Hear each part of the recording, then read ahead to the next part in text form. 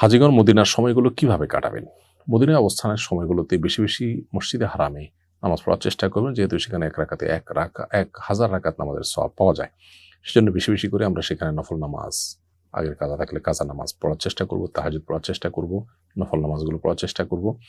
সেই সাথে রাসূল আকরাম সাল্লাল্লাহু আলাইহি ওয়াসাল্লামের কবরে আমরা সালাম পেশ করব, রিয়াদুল জান্নাতে সুযোগ পেলে নামাজ পড়ব।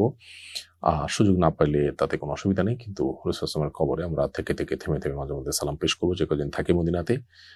আর মসজিদে নববীর পাশেই যেটাকে আমরা জান্নাতুল বাকি বলি, বাকি কবরস্থান, সে বাকি কবরস্থানে ফজর এবং আসরের পরে প্রতিদিন গেট খোলা হয়। সেখানে মাঝে মধ্যে গিয়ে আমরা কবরবাসীকে সালাম পেশ করব হেঁটে হেঁটে, সেখানে সাহাবীদের কবর আছে।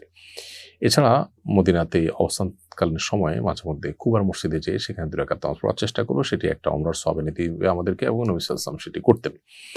আবার নবী করিম সাল্লাল্লাহু আলাইহি ওয়াসাল্লামের সুন্নাহ অনুসরণে আমরা আরেকটা কাজ করব, তা হলো সেখানে উহুদের ময়দানে উহুদের শহীদদের কবর জিয়ারত করা। এটাও নবী সাল্লাল্লাহু আলাইহি ওয়াসাল্লাম মাঝে মধ্যে করতেন। তাহলে এই কাজগুলো মদিনাতে আমরা বেশি বেশি করব। এর বাইরে মদিনা অবস্থানকালীন সময় সালাত এবং সালাম, নবী সাল্লাল্লাহু আলাইহি ওয়াসাল্লামের প্রতি দুরূদ পেশ করা, বিশেষভাবে তার মহব্বত যেন হয়, তার সিরাত ইত্যাদি পাঠ করার মাধ্যমে আমরা কাটাতে পারি সময়গুলো। হুদহুদ ট্যুরস অ্যান্ড ট্রাভেলস, হজ ও উমরার বিশ্বস্ত প্রতিষ্ঠান।